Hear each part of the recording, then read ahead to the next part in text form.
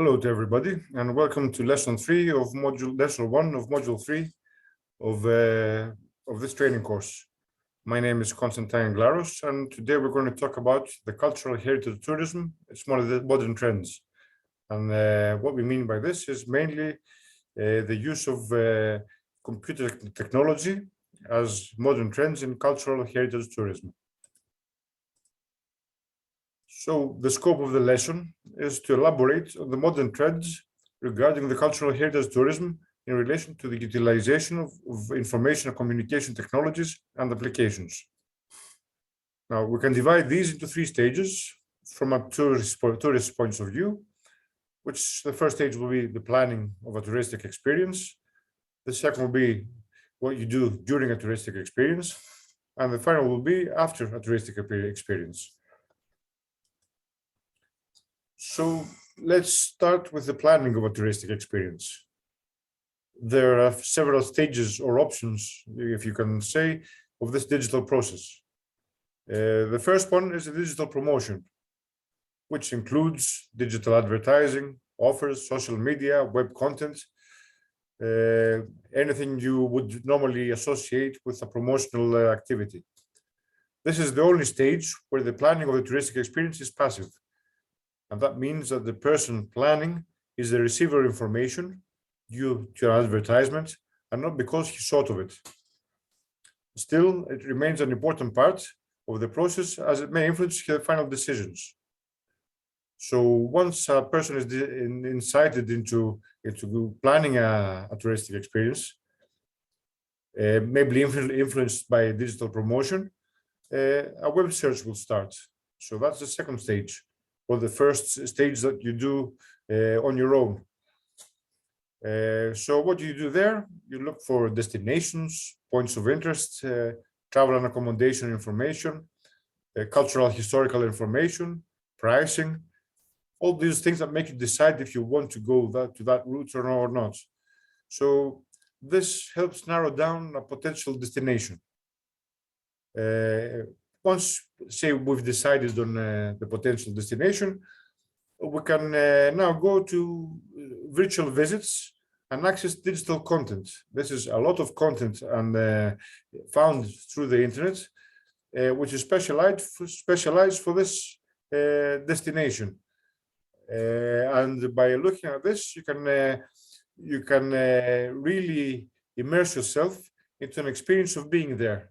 So that will make you select not only the destination, but maybe make you decide what kind of things and points you want to visit while you are there. So having done that too, you can then go to the next stage, which is to organize a travel itinerary. Now, a travel itinerary is a detailed plan, basically, of a trip. So this could be either organized by a travel agent, an outside organization, or could be customly organized by the individual that's trying to plan the touristic experience. Another stage that is possible to be achieved is to use TripAdvisors or customer reviews to finalize decisions. So let's check out that this hotel I've checked, this place I've checked is actually as good as it looks in the brochures, and if it's really worthwhile the visit. The final stage here is the booking stage, where you can actually electronically book for travel, accommodation, events, and most of the things you would need to do on this trip. The next phase is what you do during a touristic visit. So we have other options here, again, of the digital process. Again, you might need to search for more content and information, because once you're there, you find things that you didn't know, things that suddenly intrigue you to learn about. So you want to find more information about the places you visit, its history, its culture. You might need to use electronic guides.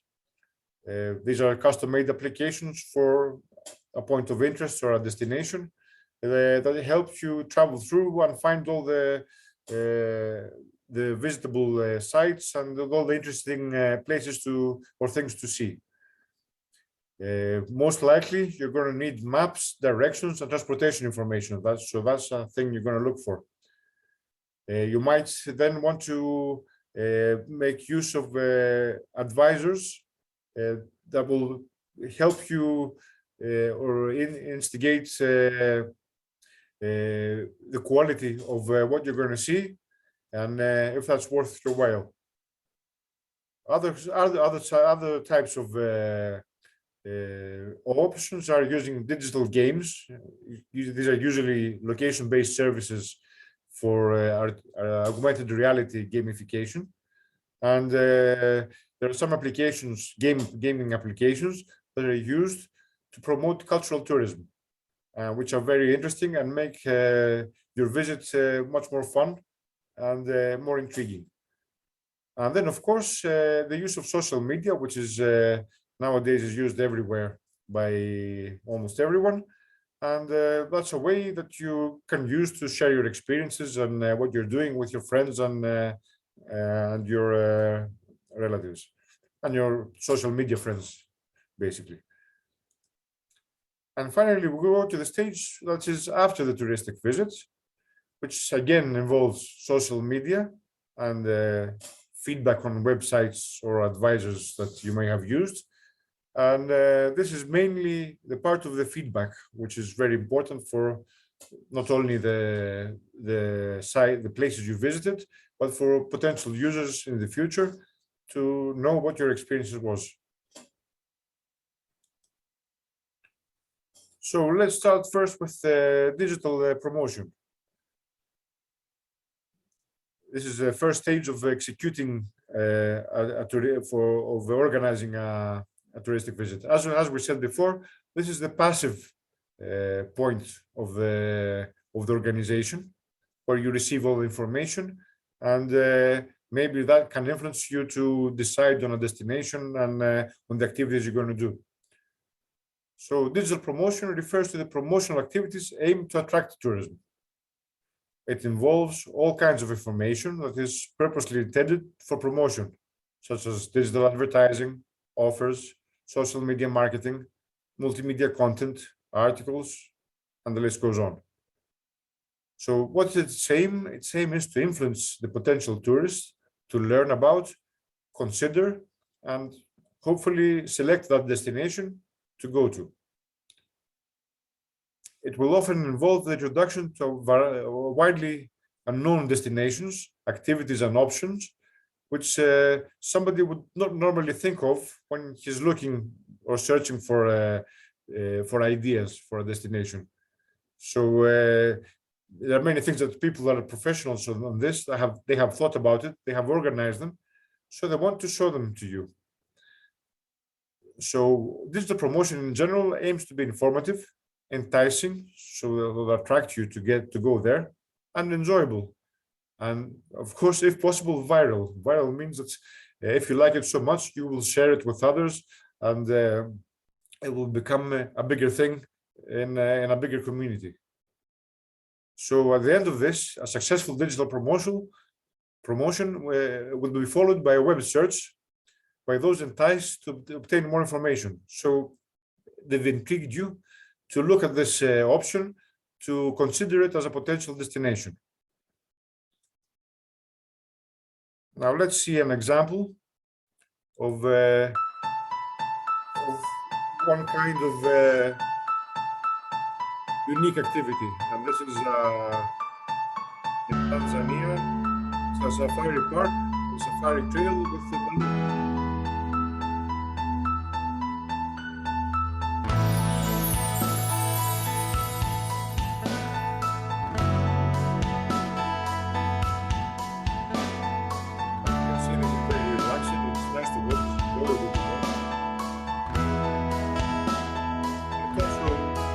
does what it should do.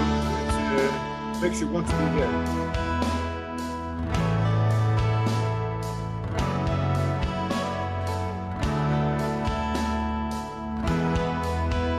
This is, of course, the whole point of social video.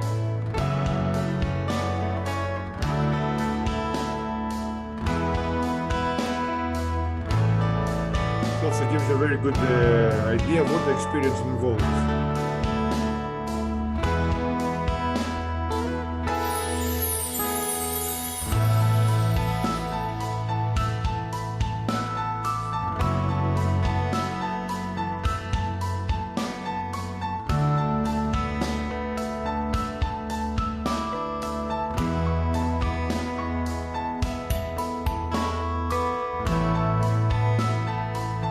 Really makes you wish you were there.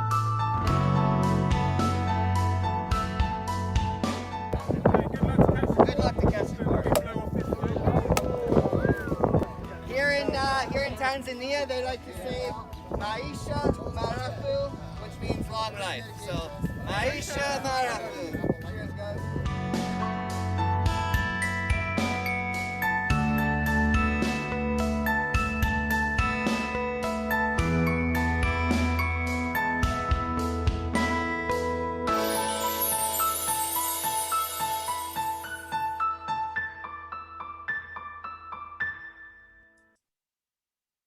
So now we go to the second part of the stage, which is you've been enticed now to plan your travel at some place, and you want to learn some more information. So the first thing you do is you'll do a web search for planning. Now, according by an analysis of search engine use for travel planning done in 2010 in a paper, they found these results on the types of online travel planning activities, what kind of confidence people had in doing that. So let's see first what they search of. The search of, by 76%, the search of for information about particular destination. Then the search of hotels by 70% almost. The search for airline fares and schedules. The search for printed out maps and driving instructions. That was 55%. And then the list goes down.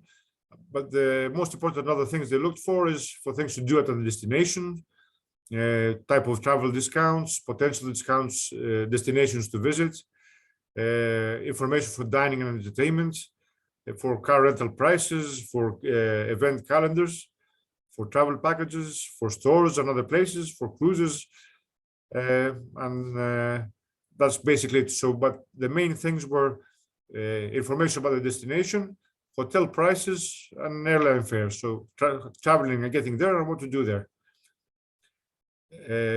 The types of travel-related websites used to do all this were mainly general search engines like Google, Yahoo, and AOL. Company sites, specific company sites like the sites of hotels, car rentals, airlines, online travel agencies, destination sites as those provided by a city or a state through their tourism offices, general sites, travel sites that provide free brochures, and then more specified things like community sites like TripAdvisor, Virtual Tourists, travel guidebooks, consumer content sites, and newspaper and magazine sites to get some information. So the people that did all this, they were extremely satisfied by the quality of the information they got. So that was about 90%. About 10% was neither satisfied or dissatisfied, and only a very small percent would say they were dissatisfied. So overwhelming majority, like 95%, were satisfied with what they got. They also thought they were reliable and provided the quality information to plan their trip. And that was about 70% for both. And almost half said that it was almost like real experts assisting them. Now that makes sense because it depends what kind of site you went in, and each site will have a different kind of information and assistance. So in some cases you get full assistance, and that'll be like a real expert assisting you. In other cases, you have to make do with what you get. Most people found them easy to use, so they make their travel planning easier to complete by 81%. They provided easy access to a lot of information about their travel. They were easy to learn, and were clear and understandable. All of these were over 70%. So people find this very easy to use and very reliable. They were also used to plan their excursion. So they found suitable travel plans. They were enabled to make better decisions and improve the quality of the travel planning and enable them to do what they want to do. So all of these were over 70%, up to 80%. So again, a very big satisfaction on this. So web search is the first thing we do when we begin to organize a travel plan, because that's where we collect all of the information we need. Once we collected all the basic information, we may need to extend on that and go to more detail. So you want to get digital content or make some virtual visits, in particular related to the destination, overall destination, the city, the town, the island, wherever you're going, on specific points of interest that you probably never heard of, or something that you really know, but you want to know more details about. And everybody looks at the accommodation digital content, because nowadays you seldomly go to a hotel without looking at least good quality pictures of it, or maybe a visual tour of it, because that's where you're going to be staying. The information, the digital content that is in there includes articles, photos, videos, virtual tours, animations, and storytelling. Now, as we have already talked about photos, videos, and virtual tours, and we are going to do in other lectures as well, let me just talk about storytelling, which is a bit more interesting because its purpose is to build an attractive storyline behind your visit, making it more interesting, more relevant, and more purposeful. So in the slide after this, we're going to show you how the National Museum of Scotland are making a compelling story out of a collection of Viking items, the Galloway hoard, using animation for storytelling. So a seemingly uninteresting collection suddenly becomes interesting and entices you to visit it. So all of the above digital content aim to be most informative, enticing, and enjoyable, and are effectively an extended arm to web promotion. Only that the content is the volume is so much bigger that it's not appropriate to use all of it for direct web promotion.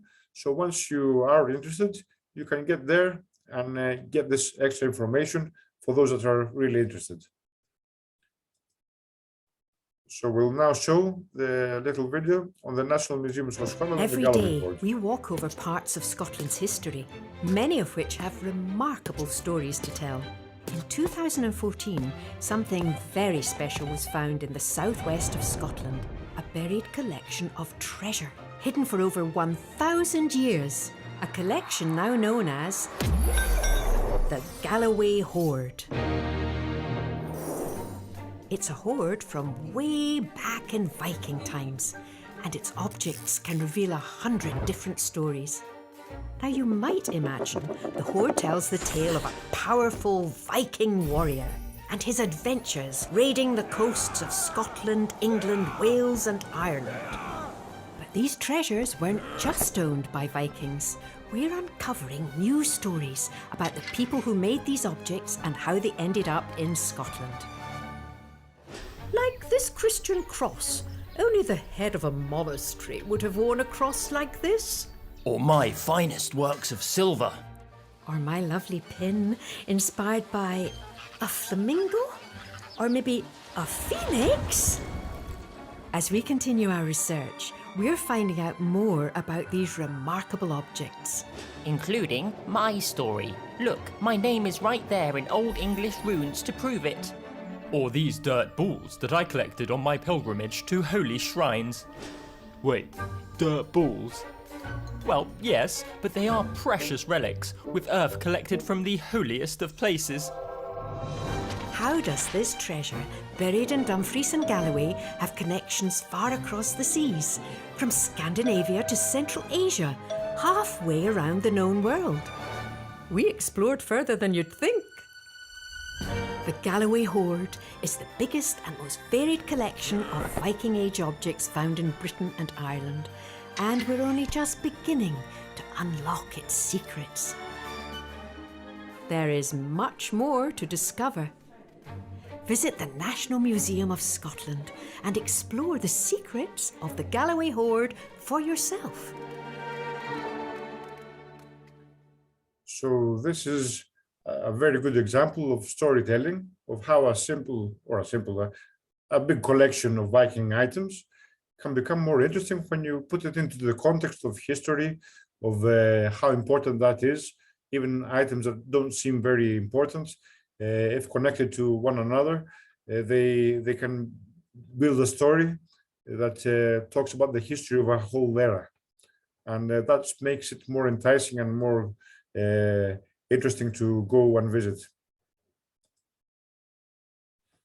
So once we've got our further information on the destinations we want to go, we can start planning a visit, do the travel itineraries. So planning a visit there are three options of doing this. The first option is you make your own plans. So you have access to digital content and virtual tours, and e-booking. You are enabled now to make and organize your own travel itineraries. The main advantage of this approach is that you can organize what you want, the dates you want, whenever you want. You're not dependent on anybody. The other option is to go to organized tourist itineraries, which are organized by travel agents. Now, the advantage of this is that it's hassle-free. Somebody else has done all the work for you. And all the responsibility lies with the travel agent. So if something goes wrong, it's their responsibility to change it, rectify it, and provide alternative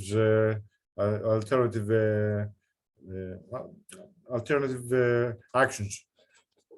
And then, of course, there are the hybrid itineraries, which are also a very good option, which can either go both ways. One could be either planned by the visitor, but include organized itineraries, usually for specific experiences. So you could say, I'll organize my whole trip, but for 2 days, I want to make an excursion, go through an organized excursion or a 2-day visit to another destination, and I'll do that organized with a group there. Or conversely, it could be organized by the travel agent, so it's a fully organized trip. But in your spare time, on your free time, you have the flexibility to organize your own things. So you can add activities that interest you and are not part of the original itinerary. So that could be the best. Hybrid itineraries could be the best of the both worlds, and if the situation is appropriate. So a travel itinerary, which is basically a detailed plan, would include the information that's seen in this table. We'll have the destinations, the duration of stay, the travel details when you arrive, when you depart, the hotel details where you stay, and then a good planning of what you do on every day. First day we'll do this, second day we'll do this, and you can also there organize the budget, so you can actually make the whole cost and the whole budget of the whole trip as being realistic.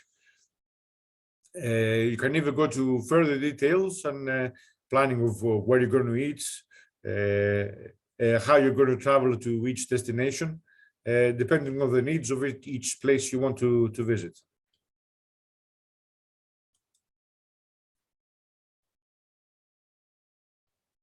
So to see an example of an organized itinerary, we go again to the safari park in Africa, and we can see how they're shown.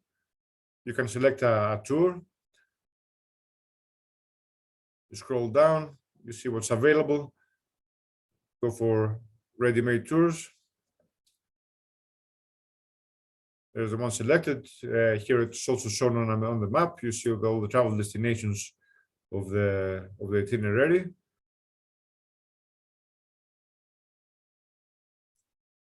And it's also broken down on day by day on what you do every day.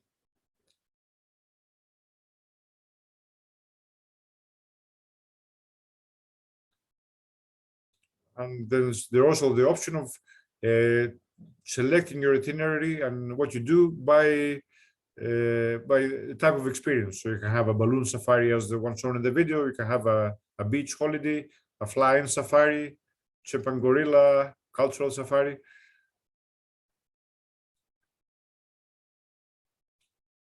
Many different options. These are nice options to have when you're selecting a destination, especially if we're doing things that you haven't even thought about for most people's conventional knowledge of travel destinations. Now, once you've done all this, you've selected a destination, you've got all the information you need, you've laid down your itinerary. It's time. You've selected your hotels, everything. It's time to book your holiday. So with electronic booking, now you can use websites offering booking and/or payment capabilities for all their tourist services. So you can book for travel and transportation, hotels and accommodation, events or activities such as theater, plays, concerts, or sporting events. And you can book for organized tours or excursions for while you're there. The advantages of electronic booking is that it facilitates organization of the trip, both for travel agents and for individuals. It helps you manage the costs because you know exactly what you're paying for and you're paying for it beforehand. In most cases, you can achieve lower costs, especially if you go for early booking. That will make some very cheap travel arrangements if you organize and plan in time. It has a very easy procedure, very straightforward, and the payment can be done by a credit card. It assures you of a service or experience. I mean, you already have a ticket, so you know you don't have a problem when you get there if you're going to get a ticket. If you want us to watch a specific event, could be a football game or a theater play. And it also enables the customization of experiences, particularly for those that are not normally included in a trip organized by a travel agent. Well, the disadvantages of doing everything there yourself is that individuals would not be able to achieve special rates or services as those achieved by a travel agent with mass bookings, because they have their own connections and their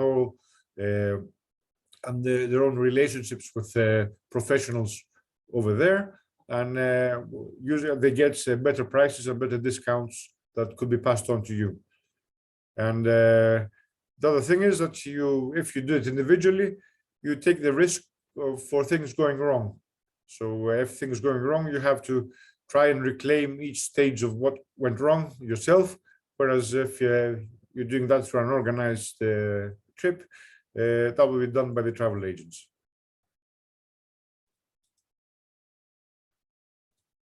Now let's go to the second stage, which is you're now in the visit. So while you're in the visit, you've done most of your preparation. You've done all of your preparation. You're there.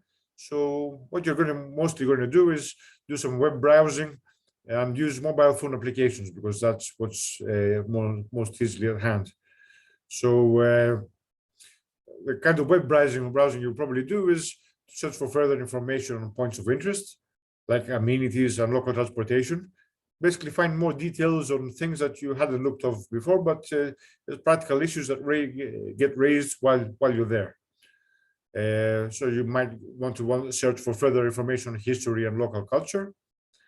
You might want to look for further digitized content to visualize the points of interest, ones that you're planning to visit again, or ones you have already visited and things you might have missed out. And most likely you're going to be looking for maps and directions of how to get from one place to another, and having a feeling of the whole set layout of the place that you are. And then you're going to be using a lot of applications, mainly use of social media to share experiences, and maybe live stream a video of a visit to a very nice place. Another sort of type of applications that are becoming more popular are either online translators or voice translators, where you go to a country where you don't speak the language and you try to order something, particularly when it comes to food. It's very convenient to translate to use a voice translator, so it can be translated to a language you don't speak, the local language. Other sorts of applications that may be used are trip advisors and recommendation applications that will help you decide on going to a specific restaurant or visiting a specific museum according to your interests. You probably would have used some of that information when planning the visit, but again, during the visit, because you can't foresee everything, this is a sort of applications you are very likely to use. And then again, when you are in a place, you'll also see things and have more input that you wouldn't have envisaged when planning the application, so the trip. So this is an interactive thing that always continues while you're in the travel. Then, of course, there are many destination-specific applications and artificial augmented reality applications that are made for destination-specific purposes. It could be like guided tours of museums or tours of a city. Basically, applications designed to be used in the locations you are to promote cultural tourism, or to help you have a better feeling and a better experience of your visit and of the cultural sites you're visiting. So one of the tools that we mentioned before is finding maps and getting directions.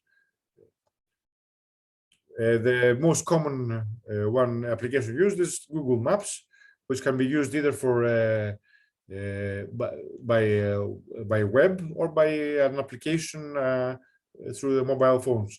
Mobile phones have the additional advantage that they have a GPS locator, so they can also track you as you move from one position to another, so you know exactly where you are in this route. So having the maps, let's say we're traveling to London. We've located London, we go further in. So we have a detailed map of London. Let's say we'll select one destination we want to go. Here we go, we'll go to the Natural History Museum. A very nice museum. We have details about the museum here, directions of how to get there, what's nearby. You have the address, phone numbers, when it's open, some pictures,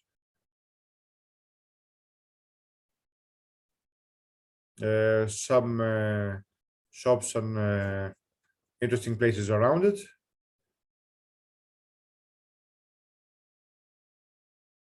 Let's see what's nearby. We have restaurants, hotels, bars, and pubs. Let's say we're looking for restaurants because we went to the Natural History Museum and we're hungry. Oh, lots of restaurants around it. That's very nice.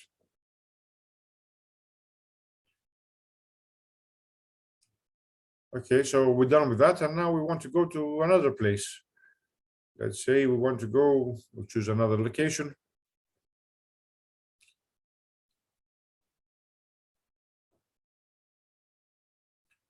We want to go to the Tower of London. a landmark of London. So we're at the Natural History Museum. I want to go to the Tower of London. How do we get there? The map shows us the routes, how you can go by public transportation. It shows the underground route. It needs 29 minutes to get there by underground and walking. It needs around 40 minutes to go by car. So the recommended travel mode is by public transport, and it shows us exactly the public transport you can use. You can show the car routes. You can go for by walking. By walking, it will take you about an hour and 36 minutes. It's a distance of almost 5 miles. You can go by cycling, and by cycling, it will take you about 36 minutes. So you have a fair idea of how long it will take you to go by any means. This is very useful information when you're traveling in a place you don't know, and you have no you don't have a good concept of what the distances are like, because in a map you don't realize the distances as well as you do in the place you know in your hometown.